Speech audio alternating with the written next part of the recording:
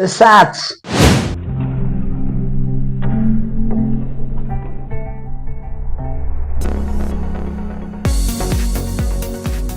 ሰላም ጤና ይስጥልኝ የሀገሬ ልጆች እንደምን አላችሁ?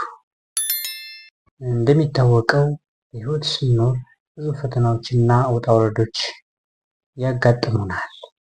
ታዲያ በየትኛውም ዓለም እኛንም ጨምሮ ሁሉም በሙከራ ውስጥ ያለ ነገር ነው። ታዲያ ከሰሞኑ አንድ ገዢ ሀሳብ አለ፣ እየሞከርኩ ነው የሚል።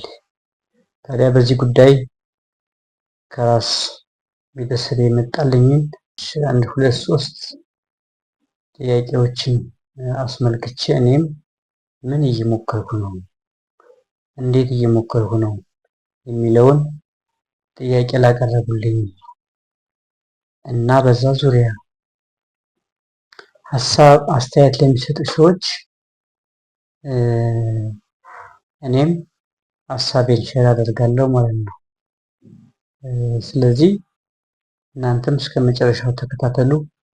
ታዲያ ሰብስክራይብ እያደረጋችሁ ቤተሰብ እንድንሆን ቁም ነገርና መለወጥን የምትሹ ከሆነ ሰብስክራይብ እንድታደርጉ የምንለቃቸውን ጠቃሚ ቪዲዮዎች እንዲደርሷችሁም ለሌሎችም ሼር እንድታደርጉ ለማሳሰብ እወዳለሁ። አብራችሁን ቆዩ፣ አንዳች ነገር ታገኙበታላችሁ። ታዲያ ከቅርብ ጊዜ ወዲህ እንደሚታወቀው ያው በዓለማችንም በኢትዮጵያም የኑሮ ሁኔታ እጅግ አሳሳቢ የሆነ የመጣበት ለመሆን እንደሆነ ያው ግልጽ ነው እና ይህን አስመልክቶ ህይወት ወዴት እየወሰደችን ነው? ለምንድን ነው ዝም ያልነው? አስቸጋሪ አይነት ህይወት ለወደፊቱ ይገጥመናል እና ምንድን ነው መላው የሚል ጥያቄ አንድ ለእኔ ተነስቶልኛል እና መልሴ እንደተባለው ገዢ ሀሳብ እየሞከርኩ ነው፣ ለማስተካከል እየሞከርኩ ነው የሚል ይሆናል ማለት ነው። በተከታይነት ይህንን ስል ማለት ነው እየሞከርኩ ነው ትላለህ፣ ነገር ግን ስንቴ ነው የምትሞክረው? ምንም እኮ የመጣ ለውጥ የለም። ካምናው ዘንድሮ የተሻለ አሊያም ጠብ ያለ ነገር የለም። ምንድን ነው ሙከራ? የሚታይ ነገርም አንጣ ይባላል እና ብዙ ጊዜ በሙከራ ሂደቶች ውስጥ የተለያዩ ደረጃዎችና የጊዜ እርዝመቶች ሊኖሩ ይችላሉ። ነገር ግን ለማስተካከል እየሞከርኩ ነው አይገባችሁም ለማለት ነው የምወደው። ምናልባትም እንደ ጊዜው ፍጥነት መኖር ባልችልም፣ ማለትም ጊዜው በፈጠነው ልክ መጓዝ ባልችልም፣ ለመኖርም ለማኖርም እየሞከርኩ እንደሆነ ይገባኛል። ያ ማለት ጨበጥኩት ያልኩት እንደ ጉም ቢሆንብኝም ልቤን ለመፈጸም ሀሳቦችን ማለት ነው የተለያዩ እንቅፋቶች ቢበዙም አንዱ በር ሲዘጋ በሌላ እየገባሁኝ ህይወቴን ለማስተካከል እየሞከርኩ ነው። ደግሞ ያው እንደሚታወቀው ስኬት በመጀመሪያው የተለያዩ በብዙ እንቅፋቶች በብዙ እሾሆች የተሞላ ነው። ዳገት ይበዛዋል።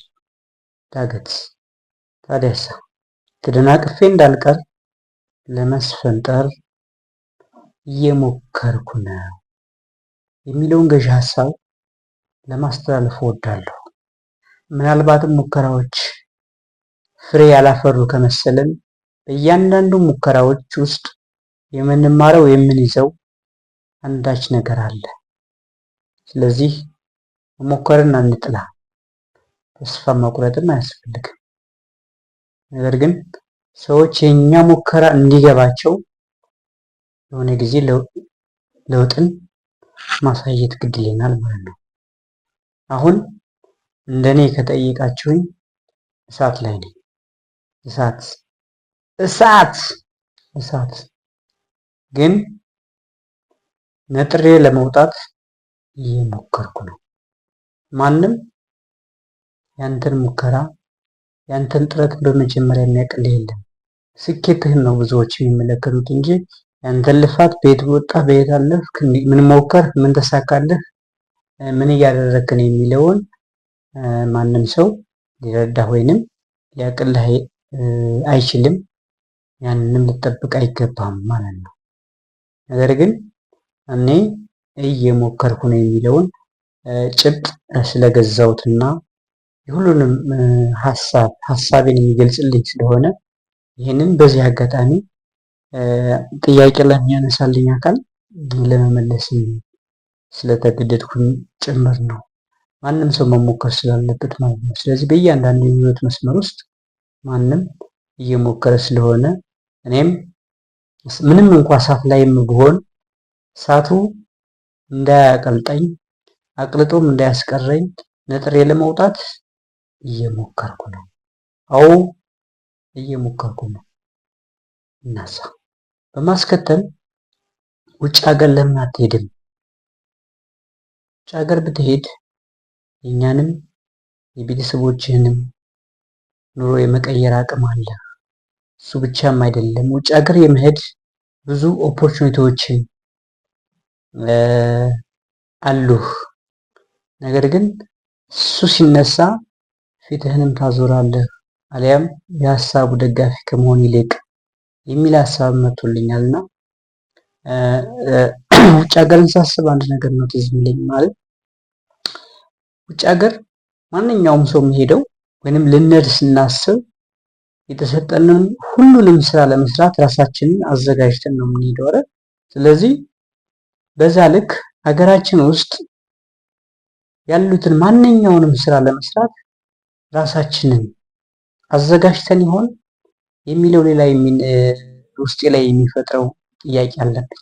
ምክንያቱም በሀገር ውስጥ መቀየር የሚቻልባቸው ብዙ አጋጣሚዎች ስላሉ ያንን አጥን ተጠቅመን ሞክረን ማንኛውንም ስራ ሳንንቅ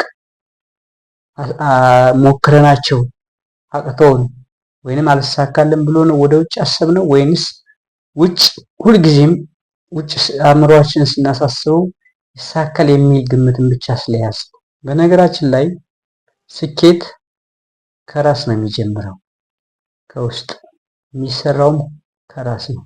ስለዚህ ራስን ማሳመን፣ ከራስ መጀመር፣ ሩቅን ከመመኘት ከቅርብ ምን አለ ብሎ የማማተር ነገር ሁልጊዜ ውስጥ የሚደቀንና የማስበው አንድ ነገር ነው። በዚህ አጋጣሚ አንድ አይነት ስራ እየሰራሁኝ የተለያየ አይነት ውጤት መጠበቅ ሞኝነት መሆኑን ተረድቻለሁ። ያ ማለት ገብቶኛል። ለዛም ምን አሰብኩኝ? በትርፍ ጊዜ ከመደበኛ የስራዬ ውጭ ማንኛውንም ስራ ለመስራት እየሞከርኩ ነው። ማለትም ራስ ስራ ቻሌንጅ እየሞከርኩ ነው። ቻሌንጅ አይደለም። ስለዚህ ራስ ስራ የተሰኘ ቻሌንጅ እየሞከርኩ ነው። በትልቅ ደረጃ ነኝ ብለው የሚያስቡ ለማህበረሰብ ፊገር ነኝ ብለው የሚያስቡ ሰዎች ቢቸገሩ እንኳ ከመውጣት ይልቅ ቤት መደበቅንና በቤት ውስጥ መሆንን የመረጡ ብዙዎች እንዳሉ ግልጽ ነው። ያ ማለት ቢወጡ መኪና ላይኖራቸው ይችላል። ስለዚህ እንደማንኛውም ኦርዲናሪ ሰው ታክሲ፣ ባስ ምናምን የሚሉትን ነገሮች ላለመጠቀምና በዛ ኦብዘርቬሽን ውስጥ ላለመግባት ራሳቸውን ማቀብና በቤት ውስጥ ዘግቶ መቀመጥን ሊመርጡ ይችላሉ። ስለዚህ ከዛ ይልቅ ውረድ ለከፍታ የሚል መርህን ይዤ እኔ ከመደበኛ ስራዬ ውጭ ማንኛውንም ስራ ለመስራት ራሴን ለማዘጋጀት እየሞከርኩ ነው ማለት ነው። በቃ እየሞከርኩ ነው። ስኬት፣ መልካም ነገር ሁሉም በሙከራ ውስጥ የሚገኝ የሙከራ ውጤት ነው። ሳትሞክር የሚገኝ ምንም ነገር የለም። በዓለማችን ላይ የምናውቃቸው ብዙ ሰዎች ያስገኟቸው የፈጠራ ውጤቶች የሙከራ ውጤቶች ናቸው። ስለዚህ መሞከር የሁላችንም የዕለት ተዕለት እንቅስቃሴያችን እንደሆነ ይታወቃል። ለዛ ነው ቃሉ ለሀሳቤ፣ ለድርጊቴ፣ ለእያንዳንዱ ነገር ገዢ ሆኖ ስላገኘሁትኝ ጀስት እኔም ሪፍሌክት ላድርግ። ይህንን ለእኔም ጥያቄ የሚያቀርቡ ሰዎች መልስ እንዲሆን ብዬ ነው በዚህ መልክ እንትን ያልኩትኝ። ራስ ላይ መስራት አሸናፊ ያደርጋል። በምክንያት እንኖር። እወዳችኋለሁ። ሰላም ነው።